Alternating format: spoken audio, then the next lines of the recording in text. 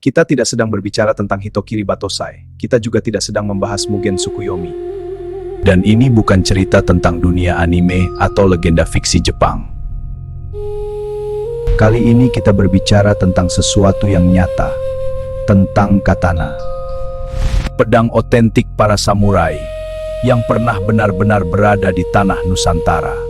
Pedang yang tidak hanya meninggalkan luka sejarah, tetapi juga meninggalkan cerita-cerita yang sulit dijelaskan. Karena bagi sebagian orang, katana bukan sekadar senjata perang.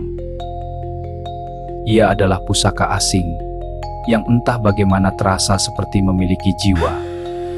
Dan sejak masa pendudukan Jepang, katana menjadi salah satu benda yang paling banyak menyisakan cerita misterius di Indonesia. Malam ini kita akan membahas katana bukan sebagai senjata, tetapi sebagai benda yang melekat dalam ingatan kolektif Nusantara. Pedang para samurai yang jejaknya mungkin masih tersimpan di rumah-rumah tua, di lemari kayu yang jarang dibuka, atau di balik cerita yang tidak pernah selesai. Karena terkadang sejarah tidak benar-benar pergi, ia hanya diam menunggu untuk diceritakan kembali. Jika kita berbicara tentang senjata paling legendaris dalam sejarah manusia, maka salah satu yang paling sering disebut adalah katana Jepang. Bagi sebagian orang, katana hanyalah pedang kuno peninggalan perang. Namun bagi banyak orang lain, katana dipercaya sebagai benda yang memiliki jiwa. Di Jepang, pedang bukan sekadar alat untuk bertarung. Pedang adalah simbol kehormatan. Pedang adalah warisan keluarga. Dan dalam banyak kepercayaan lama, pedang dipercaya sebagai tempat bersemayamnya roh. Bahkan ada ungkapan lama yang mengatakan bahwa katana adalah jiwa seorang samurai. Konon setiap pedang memiliki karakter yang berbeda. Ada pedang yang terasa ringan dan tenang. Ada pedang yang terasa dingin dan menekan. Sejak ratusan tahun lalu, para pembuat pedang Jepang tidak hanya menempa logam. Mereka menjalani laku spiritual sebelum membuat katana. Mereka berpuasa. Mereka membersihkan diri dengan air suci. Mereka berdoa sebelum menyalakan tungku api. Pandai besi disebut tosho. Ritual penyucian diri disebut misogi. Dalam tradisi Jepang, menempa katana bukan sekadar pekerjaan logam. Bagi sebagian pandai besi, menempa pedang adalah pekerjaan yang dianggap suci. Sebelum menempa pedang, beberapa pandai besi melakukan penyucian diri, membersihkan tubuh dan menenangkan pikiran sebelum api dinyalakan. Bengkel tempa sering diperlakukan seperti tempat suci. Beberapa dihiasi simbol Shinto dan dijaga kebersihannya dengan penuh disiplin. Di tempat inilah, baja dibentuk menjadi pedang. Bukan hanya dengan tenaga, tetapi juga dengan kesabaran dan laku panjang. Tradisi ini terasa tidak asing bagi Nusantara. Seperti empu keris di Jawa, pandai besi Jepang juga memadukan keterampilan dan penghormatan pada alam. Mungkin karena itulah katana tidak hanya dianggap sebagai senjata,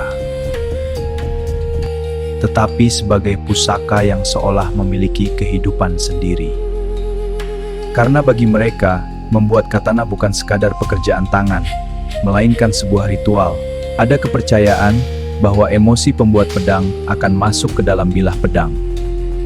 Jika pembuatnya tenang, pedangnya akan tenang. Jika pembuatnya penuh amarah, pedangnya bisa menjadi pedang yang haus darah. Beberapa pedang bahkan dipercaya membawa kutukan. Di Jepang dikenal cerita tentang pedang-pedang yang membuat pemiliknya mati secara tragis. Pedang yang konon selalu menuntut korban. Dan kisah seperti ini membuat katana tidak pernah dianggap sebagai benda biasa. Namun misteri katana tidak berhenti di Jepang, karena pada suatu masa dalam sejarah pedang-pedang itu sampai ke tanah Nusantara. Katana peninggalan tentara Jepang yang disimpan keluarga Indonesia, tapi tidak berani dijual. Pada masa pendudukan Jepang di Indonesia antara tahun 1942 sampai 1945, banyak tentara Jepang membawa katana sebagai bagian dari perlengkapan mereka. Sebagian pedang adalah pedang keluarga yang diwariskan turun-temurun, sebagian lagi adalah pedang militer. Namun bagi tentara Jepang saat itu, membawa katana bukan hanya soal tradisi. Katana dianggap sebagai simbol kehormatan seorang prajurit. Beberapa tentara bahkan lebih menjaga pedangnya dibanding senjatanya sendiri. Ketika perang berakhir, banyak tentara Jepang tidak sempat membawa pulang barang-barangnya. Sebagian pedang tertinggal. Ada yang terkubur bersama pemiliknya. Ada yang ditemukan puluhan tahun kemudian. Dan sejak saat itu, cerita-cerita aneh mulai muncul. Ada yang mengatakan pedang itu terasa berat ketika dipegang, padahal secara ukuran tidak terlalu besar.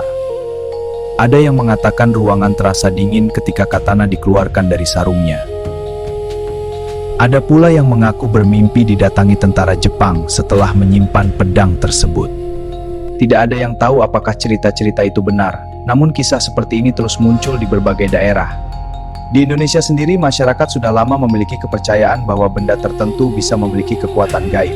Keris dipercaya memiliki tuah, tombak dipercaya memiliki penunggu, batu dipercaya memiliki energi. Karena itu ketika katana Jepang ditemukan di tanah Nusantara, masyarakat tidak melihatnya hanya sebagai pedang asing. Katana dianggap sebagai pusaka. Banyak orang percaya bahwa katana memiliki isi. Ada yang mencoba merawatnya dengan kemenian. Ada yang menyimpannya di tempat khusus. Ada yang tidak berani menyentuhnya sama sekali. Beberapa orang mengatakan katana tidak boleh sembarangan dikeluarkan dari sarungnya. Konon jika terlalu sering dibuka, pedang bisa panas. Dan jika pedang sudah panas, sesuatu yang buruk bisa terjadi. Ada cerita tentang seseorang yang menyimpan katana di rumahnya.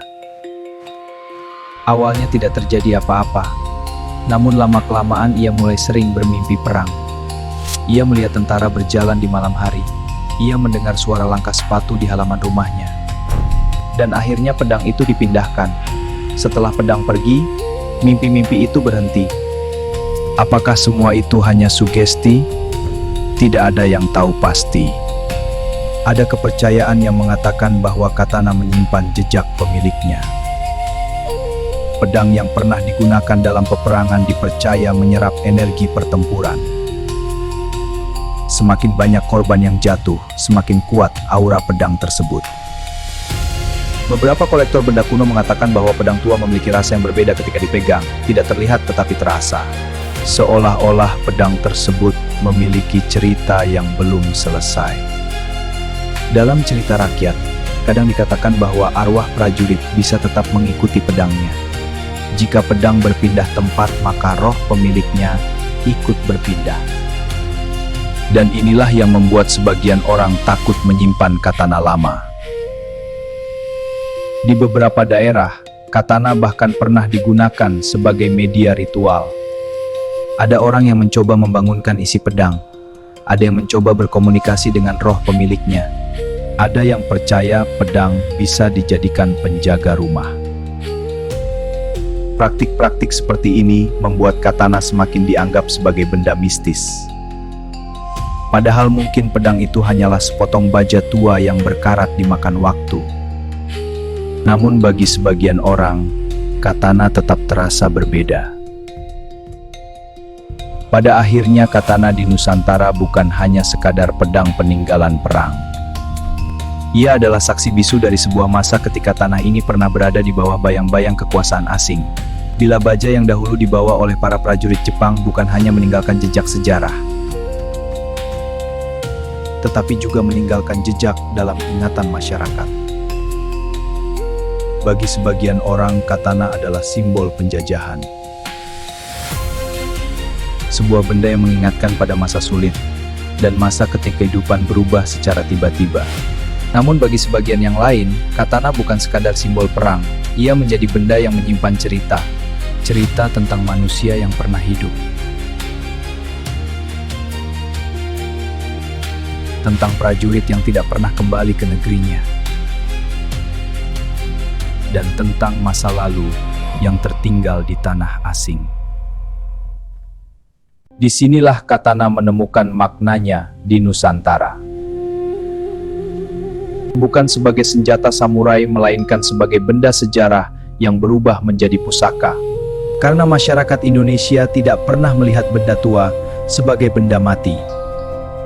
Setiap benda dianggap memiliki perjalanan, memiliki cerita, dan kadang dianggap memiliki jiwa. Itulah sebabnya katana Jepang tidak pernah benar-benar dianggap sebagai benda asing. Ia dipahami dengan cara yang sama seperti keris, seperti tombak, saka-pusaka lama yang diwariskan turun-temurun. Katana menjadi bagian dari dunia kepercayaan masyarakat. Bukan karena asalnya dari Jepang, tetapi karena ia membawa cerita masa lalu yang terasa hidup. Dan mungkin disitulah letak misterinya. Bukan pada bilah bajanya, bukan pada bentuknya, tetapi pada ingatan yang melekat padanya. Menurut kalian, apakah katana benar-benar bisa menyimpan jejak pemiliknya? Ataukah semua cerita tentang katana hanyalah sugesti manusia?